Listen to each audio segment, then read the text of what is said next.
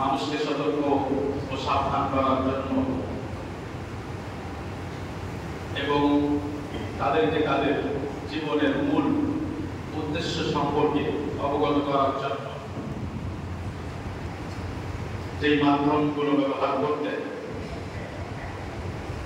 মানুষের কাছে এই দিন পৌঁছানোর জন্য যে পদ্ধতিগুলো অবলম্বন করতে তার মধ্যে একটি হল জুমার খুতবা।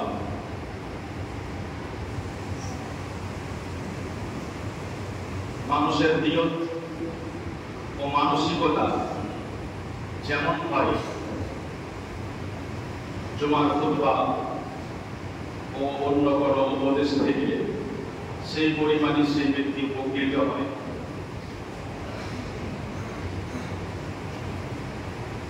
যদি আমরা নিজেদেরকে ভালোবাসি, যদি আমাদের আল্লাহ তাআলার প্রতি ও আখিরাতের প্রতি বিশ্বাস থাকে, তাহলে সপ্তাহের শেষে জুমার দিনে আমরা এই নিয়তের সাথে, এই মানসিকতার সাথে খুতবায় উপস্থিত হব যে আজকের আলোচনায় আমি যা শুনব তার মাধ্যমে আমি নিজেকে পরিবর্তন করব। মানুষ পরিবর্তন হতে চাই না, তাই পরিবর্তন হওয়ার তৌফিক পাই না। মানুষ নিজের আমল বদলাতে চায় না, তাই আল্লাহ তাআলার পক্ষ থেকে তাদেরকে তৌফিক দেওয়া হয় না। দিনের প্রত্যেকটি বিধান প্রায় মানুষের সামনে স্পষ্ট, হালাল ও হারাম মানুষের সামনে স্পষ্ট। সে জানে যে মৃত্যুর পর হিসাব হবে, সে জানে যে হয় মানুষ জাহান্নামে যাবে না হয় জান্নাতে যাবে, কিন্তু তারপরেও মানুষ নিজেকে পরিবর্তন করার চেষ্টা করে না। আল্লাহ তাআলা মানুষকে যে জ্ঞান ও বিবেক দান করেছেন, সেই জ্ঞান ও বিবেক ব্যবহার করে না। আমরা নিজ নিজ এলাকায় জীবনযাপন করার নিজ নিজ পদ্ধতি তৈরি করে নিয়েছি এবং সেই পদ্ধতি অনুযায়ী আমাদের জীবনযাত্রা চলছে। যখন আমাদের কোনো সংশোধন করা হয়, তখন খুব অল্প মানুষ সেই সংশোধন গ্রহণ করে। তাহলে কেন আমরা খুতবা শ্রবণ করার জন্য বসি? কেন আমরা কোন প্রোগ্রামে উপস্থিত হই? তা আল্লাহ তাআলাই ভালো জানেন।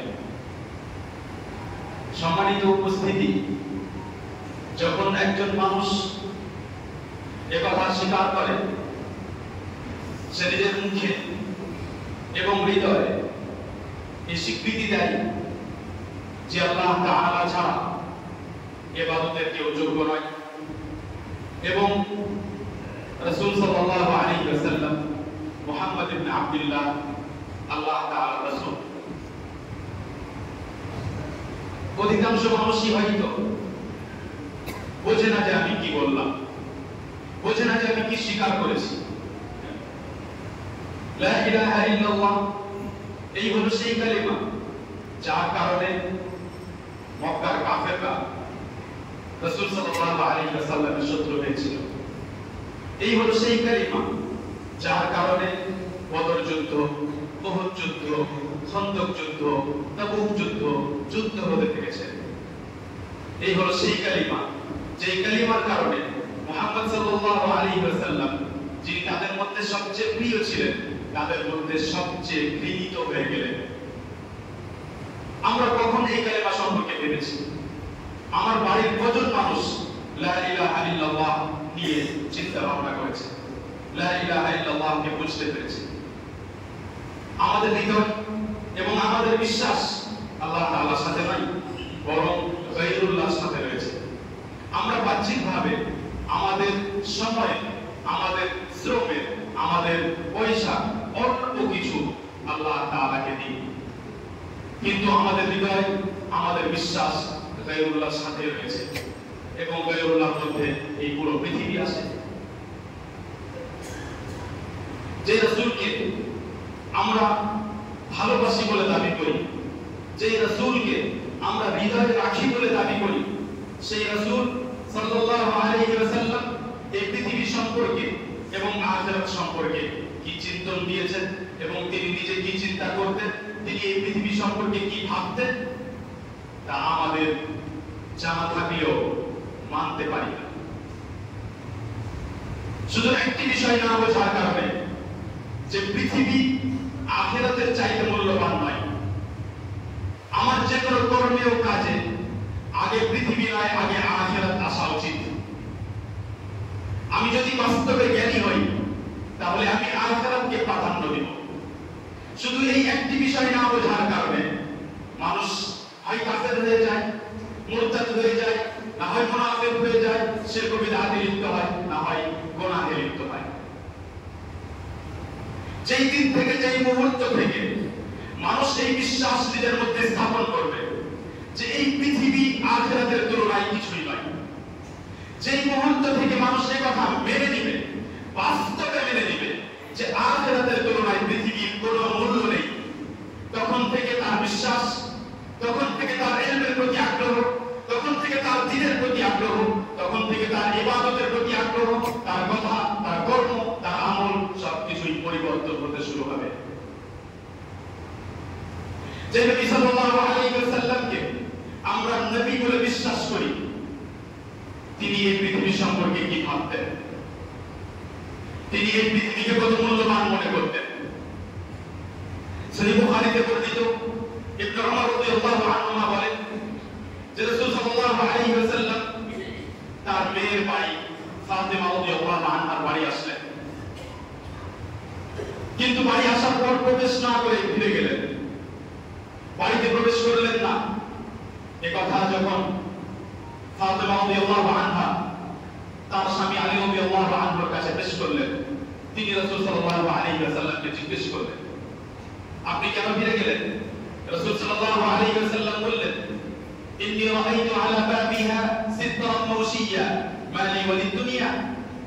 আমি ফাতেমা রাদিয়াল্লাহু আনহা এর দরজার সামনে, এর দরজার উপরে একটি নকশা করা চাদর ও পর্দা দেখলাম তার দরজায় একটি পর্দা ঝুলন্ত, যেই পর্দায় নকশা করা আছে বিভিন্ন ধরনের। আমার দুনিয়ার সাথে সম্পর্ক কিসের? আমার দুনিয়ার সৌন্দর্যের প্রতি কি ভালোবাসা? আমি এটা পছন্দ করলাম না, ফিরে চলে এলাম। ফাতেমা রাদিয়াল্লাহু আনহা বললেন যে রাসূল সাল্লাল্লাহু আলাইহি ওয়াসাল্লামকে জিজ্ঞেস করুন যে এই পর্দা সম্পর্কে তিনি আমাকে কি আদেশ করেন। রাসূল সাল্লাল্লাহু আলাইহি ওয়াসাল্লাম বললেন, কোন অভাবী পরিবারের কাছে এটিকে পাঠিয়ে দাও, তারা ব্যবহার করে নেবে। নকশা ব্যবহার করাকে রাসূল সাল্লাল্লাহু আলাইহি ওয়াসাল্লাম হারাম করেন, কিন্তু রাসূল সাল্লাল্লাহু আলাইহি ওয়াসাল্লাম এটাকে পছন্দ করেন। রাসূল সাল্লাল্লাহু আলাইহি ওয়াসাল্লামের হৃদয়ে এই নকশার জন্য, পার্থিব সৌন্দর্যের জন্য ভালোবাসা তৈরি হয়নি, বরং যখন দেখেছেন তখন বলেছেন, মা লি ওয়ালিদ দুনিয়া, পৃথিবীর সাথে আমার সম্পর্কই কিসের? রাসূল সাল্লাল্লাহু আলাইহি ওয়াসাল্লাম অন্য হাদিসে বলেন, মা লি ওয়ালিদ দুনিয়া মা আনা ফিহা ইল্লা কারাজুল ইস্তাদাল্লা তাহতা শাজারা সুম্মা রাহা ওয়া তারাকাহা। এই পৃথিবীর সাথে আমার সম্পর্ক কিসের? কেন আমি এই পৃথিবীর প্রতি আসক্ত হব? কেন আমি এই পৃথিবীকে এত ভালোবাসবো? আমার তো উদাহরণ সেই ব্যক্তির মতো, এই পৃথিবীতে আমি সেই ব্যক্তির মতো থাকি যে ব্যক্তি সফর করতে করতে, যাত্রা করতে করতে ক্লান্ত হলে কোন গাছের তলায় কিছুক্ষণ বিশ্রাম নেয়, তারপর আবার সেই গাছ ত্যাগ করে চলে যায়। সেই গাছের ছায়া, সেই গাছটি, সেই গাছের নিচের জায়গাটি হলো আমার জন্য এই পৃথিবী। এই চিন্তা রাসূল সাল্লাল্লাহু আলাইহি ওয়াসাল্লামের ছিল। রাসূল সাল্লাল্লাহু আলাইহি ওয়াসাল্লাম তার পুরো জীবন এই চিন্তনের সাথেই অতিবাহিত করেছেন। রাসূল সাল্লাল্লাহু আলাইহি ওয়াসাল্লামের কথায়, তার আচরণে, তার চলাফেরায়, তার আখিরাতের জন্য বেশি বেশি আমল করায় তা স্পষ্টভাবে প্রমাণ হয়। সহিহ বুখারীতে বর্ণিত ওমর রাদিয়াল্লাহু আনহু রাসূল সাল্লাল্লাহু আলাইহি ওয়াসাল্লামের রাসূল সাল্লাল্লাহু আলাইহি ওয়াসাল্লামকে দেখলেন যে তিনি একটি শোকের উপর, মাদুর বা চাটাইয়ের উপর শুয়ে আছেন। লাইসা বাইনাহু ওয়া বাইনাহু শাই, তার ও সেই চাটাইয়ের মাঝে কোনো কিছুই নেই, কোনো গদি নেই, কোনো চাদর নেই, কিছুই নেই। এবং দেখলেন যে তার মাথার নিচে চামড়ার তৈরি একটি বালিশ রাখা আছে, যেই বালিশটি ছাল ও খোসা দিয়ে ভরা। খেজুরের গাছে যে খোসা ছাল পাওয়া যায় উপর দিকে, সেই ছাল দিয়ে, সেই খোসা দিয়ে ভরা চামড়ার তৈরি একটি বালিশ রাসূল সাল্লাল্লাহু আলাইহি ওয়াসাল্লামের মাথার নিচে। ওমর ইবনে খাত্তাব রাদিয়াল্লাহু আনহু বলে যে আমি রাসূল সাল্লাল্লাহু আলাইহি ওয়াসাল্লামের পার্শ্বের প্রতি লক্ষ্য করলাম, দেখলাম যে সেই চাকায়ের সেই শক্তি দাগ পড়ে গেছে রাসূল সাল্লাল্লাহু আলাইহি ওয়াসাল্লামের পাশে, রাসূল সাল্লাল্লাহু আলাইহি ওয়াসাল্লামের শরীরে। তবে আমি কাঁদতে শুরু করলাম। ওমর ইবনে খাত্তাব রাদিয়াল্লাহু আনহু রাসূল সাল্লাল্লাহু আলাইহি ওয়াসাল্লামকে, যিনি আদম সন্তানদের নেতা, যিনি সবার শ্রেষ্ঠ সর্বোত্তম, তাকে যখন এই অবস্থায় দেখলেন তিনি কাঁদতে শুরু করলেন। এই ছিল প্রকৃত রাসূল সাল্লাল্লাহু আলাইহি ওয়াসাল্লামের প্রতি ভালোবাসা। রাসূল সাল্লাল্লাহু আলাইহি ওয়াসাল্লাম তাকে জিজ্ঞেস করলেন, ওমর কেন কাঁদো? ওমর রাদিয়াল্লাহু আনহু বললেন, ইয়া রাসূলুল্লাহ, কিসরা ওয়া কায়সার ফীমা হুমা ফী ওয়া আনতা রাসূলুল্লাহ। কিসরা ও কায়সার, রোম ও পারস্য সাম্রাজ্যের যারা সম্রাট, বাদশাহ, তারা কতই না নিয়ামত ভোগ করছে, এবং আপনি আল্লাহ তাআলার রাসূল হওয়া সত্ত্বেও এই অবস্থায় জীবন যাপন করছেন। তারপর রাসূল সাল্লাল্লাহু আলাইহি ওয়াসাল্লাম যে চিন্তন পেশ করেছেন, সেই চিন্তনটি প্রত্যেক সত্যবাদী মুমিনের বুকের মধ্যে সর্বমুহূর্তে থাকা উচিত। রাসূল সাল্লাল্লাহু আলাইহি ওয়াসাল্লাম ওমর রাদিয়াল্লাহু আনহুকে শিক্ষা দিলেন। রাসূল সাল্লাল্লাহু আলাইহি ওয়াসাল্লাম ওমর রাদিয়াল্লাহু আনহুকে এই পৃথিবীর বাস্তবতা সম্পর্কে স্পষ্ট করলেন। রাসূল সাল্লাল্লাহু আলাইহি ওয়াসাল্লাম বললেন, আমা তাল্লাহ আন তাকুনা লাহুম দুনিয়া ওয়া লানা আল-আখিরাহ। ওমর, তুমি এটা পছন্দ করো না? তোমার জন্য এটা যথেষ্ট নয়? তুমি এর প্রতি সন্তুষ্ট নও যে তারা, কিসরা ও কায়সার ও কাফেররা এই পৃথিবীর সমস্ত নিয়ামত ভোগ করুক আর আমরা আখিরাতের নিয়ামত ভোগ করি? তুমি কি এর প্রতি সন্তুষ্ট নও যে দুনিয়া তারা পেয়ে যাক আর আখিরাত আমরা পেয়ে যাই? রাসূল সাল্লাল্লাহু আলাইহি ওয়াসাল্লাম এই পৃথিবীর ব্যাপারে যে চিন্তা রাখতেন, নিজেকে জিজ্ঞেস করুন, একাকিত্বে নিজেকে জিজ্ঞেস করুন যে আপনার চিন্তা কি রাসূল সাল্লাল্লাহু আলাইহি ওয়াসাল্লামের সাথে মিলে? মানুষ এই পৃথিবীর প্রতি আসক্ত হওয়ার কারণে, যেটা আসলে বেশি গুরুত্বপূর্ণ, যেটা আসলে স্থায়ী, যার প্রতি বেশি গুরুত্ব দেওয়া উচিত, যেই বিষয় নিয়ে সব সময় আলোচনা করা উচিত, যেই বিষয় নিয়ে সব সময় চিন্তিত থাকা উচিত, সেই বিষয়ে মানুষ কখনো আলোচনাও করতে চায় না, সেই বিষয়ে আলোচনা শুনতেও চায় না, সেই বিষয়ে চিন্তা তো দূরের কথা, ভাবতেও চায় না। আল্লাহ সুবহানাহু ওয়া তাআলা মানুষের এই অবস্থা কোরআনে বিভিন্ন জায়গায় উল্লেখ করেছেন। ইন্না হাউলা'i ইউহিব্বুনা আল-আজিলা ওয়া ইয়াদউনা ওয়ারাআহুম ইয়াওমান তাকিলা। এরা সবাই দ্রুত যে পৃথিবীর নিয়ামত পাওয়া যাচ্ছে, সেই দ্রুত পাওয়া নিয়ামতকে পছন্দ করে, এবং এরপরে কঠিন একটি দিন, কিয়ামতের দিন, সেই দিনকে এরা ছেড়ে দিয়েছে। যে দিনের ভয়াবহতা সম্পর্কে মাঝে মাঝে আমাদেরকে শোনাতে থাকা হয়েছে। যদি কোরআনের সাথে কিঞ্চিত পরিমাণ সম্পর্ক থাকতো, তাহলে বিভিন্ন জায়গায় কোরআনে আল্লাহ তাআলা সেই দিন সম্পর্কে সতর্ক সাবধান করেছেন। একজন ব্যক্তির জন্য শুধু এতটাই ভাবা যথেষ্ট যে যদি এই মুহূর্তে আমাকে বলা হয় তুমি 5 মিনিট পর মারা যাবে, তাহলে এই 5 মিনিটের মধ্যে আমি কি করতে চাই? যখন কোনো বড় বিপদ এসেছে, যখন কোনো ব্যক্তিকে এই আশঙ্কা হয়েছে যে আমি হয়তো মারা যাব, তখন সেই ব্যক্তি কি ভেবেছে, কি করতে চেয়েছে, কিভাবে আল্লাহ তাআলার কাছে তওবা করতে চেয়েছে, সেই মুহূর্তকে স্মরণ করা উচিত। আল্লাহ সুবহানাহু ওয়া তাআলা বলেন, কাল্লা বাল তুহিব্বুনা আল-আজিলা ওয়া তাদারুনা আল-আখিরাহ। তোমরা এই দ্রুত পাওয়া পৃথিবীকে পছন্দ করো এবং আখিরাতকে ছেড়ে দাও, ত্যাগ করে দাও। আল্লাহ তাআলা অন্যত্র বলেন, বাল তুকসিরুনা আল-হায়াত ad-দুনিয়া ওয়াল আখিরাতু খায়রুন ওয়া আবকা। তোমরা এই পার্থিব জীবনকে প্রাধান্য দাও, অথচ আখিরাত বেশি কল্যাণকর, এবং আখিরাত বেশি স্থায়ী। এখানে বেশি স্থায়ী অর্থাৎ আখিরাতই স্থায়ী।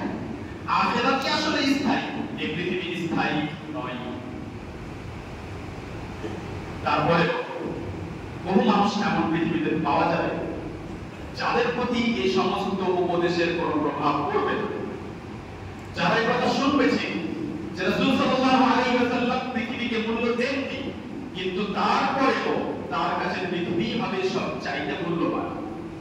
তারপরেও বহু মানুষ পাওয়া যাবে যারা এই কথা জানার পরেও পৃথিবীর জন্যই জীবনযাপন করবে। কিভাবে সম্পদ জমা করা যায়, পড়াশোনার মাধ্যমেও এমন পড়া করতে হবে যাতে সম্পদ বেশি জমা করতে পারবো, এটাই হবে তাদের লক্ষ্য উদ্দেশ্য। কিভাবে ভালো খাবারের ব্যবস্থা করা যায়, কিভাবে ভালো বাড়ি করা যায়, কিভাবে ভালো গাড়ি কেনা যায়, মানুষের লক্ষ্য উদ্দেশ্য অধিকাংশ এটাই থাকবে। তাহলেই তো জাহান্নামের দিকে যাবে, তাহলেই তো জাহান্নামীদের সংখ্যা বাড়বে। এটাই বাস্তব। আপনি এটা মনে করবেন না যে আমি কোরআনের উপদেশ শুনে নিয়েছি তাই আমি পরিবর্তন হবো, জি না। কোরআনের উপদেশ আল্লাহ তাআলা শুনিয়েছেন, কিন্তু আল্লাহ তাআলা স্বয়ং নিজেই বলেছেন ইন্নামা ইয়াতাযাক্কারু উলুল আলবাব, যারা জ্ঞানী তারাই উপদেশ গ্রহণ করবে। সেই উপদেশ গ্রহণ করার জন্য এক প্রকার জ্ঞানের প্রয়োজন, যে জ্ঞান আমাদের মধ্যে থাকা সত্ত্বেও ব্যবহার না করার কারণে সেই জ্ঞান শায়িত। আমাদের বাসনা জাগ্রত, কিন্তু আমাদের সেই জ্ঞান, সেই বিবেক শায়িত। ঈমানে ঘাটতি থাকার পরেও, আমলে দুর্বলতা থাকার পরেও, গুনাহের পর গুনাহ করতে থাকার পরেও, বিভিন্ন গুনাহে লিপ্ত থাকার পরেও আমরা আশা করি যে একদিন আসবে যখন আল্লাহ তাআলা আমাকে মাফ করবেন। মানুষ বোঝে না যে আসলে তার জীবন কখন শেষ হবে, আর জীবনের শেষ অবস্থায় যে আমল সে করবে সেই আমলটির ভিত্তিতেই তার ব্যাপারে ফয়সালা করা হবে। একজন মানুষ যদি সারাদিন না খেয়ে সিয়াম রাখে, আল্লাহ তাআলার জন্য রোজা রাখে, আর ইফতারের 5 মিনিট পূর্বে 2 মিনিট পূর্বে যদি খেয়ে নেয়, তাহলে সারাদিন না খেয়ে থাকা তার নষ্ট হয়ে যায়। একজন মানুষ যদি সালাত আদায় করে, ওযু করার পর সুন্দরভাবে সমস্ত রুকন ও শর্ত ওয়াজিব আদায় করে সালাত আদায় করে, কিন্তু সালাম ফেরানোর পূর্বে যদি হাদাস হয়ে যায়, যদি বায়ু বেরিয়ে যায়, ওযু ভঙ্গ হয়ে যায়, তাহলে তার পূর্ণ সালাত নষ্ট হয়ে যায়। আপনি এই কথা বুঝলেন না যে আমি সারা জীবন হয়তো ভালো আমল করতে থেকেছি, তারপরেও আমি ধ্বংস হয়ে যেতে পারি। আপনি কাঁদলেন না আল্লাহ তাআলার সামনে যে হে আল্লাহ, আমার শেষ যেন এমন না হয়। সেই মানুষগুলোর প্রথম দিকও ভালো নয়, মধ্য দিকও ভালো নয়, সেই মানুষগুলো আবার নিশ্চিন্ত ঘুরে বেড়ায়। এই সমস্ত সমস্যার কারণ, আল্লাহ তাআলা সম্পর্কে ভুল ধারণা, আল্লাহ তাআলা সম্পর্কে জ্ঞান না থাকা, আল্লাহ তাআলার দ্বীনকে মূল্যায়ন না করা, আল্লাহ তাআলার দ্বীন সম্পর্কে যত কথা বলা হয় সেটাকে নিচু মনে করা, সেটাকে 2 নম্বর 3 নম্বরে রাখা, 1 নম্বরে না রাখা। আল্লাহ তাআলা